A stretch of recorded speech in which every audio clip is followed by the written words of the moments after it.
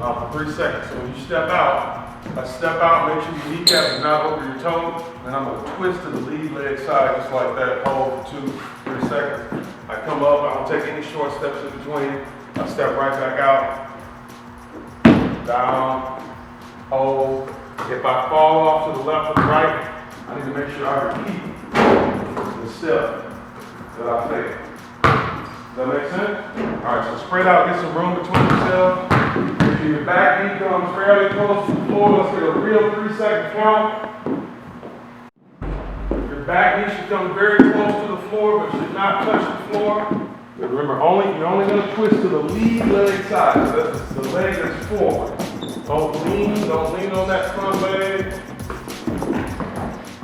Make sure your kneecap is not over your toe, man. Twist to the lead leg side. Up.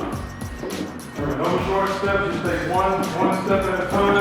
So you gotta go reverse lunge and press, looks like this, right? So I get back in position, I go down, I press up, and I'm gonna push off the front foot square. Everything I'm doing is in a straight line.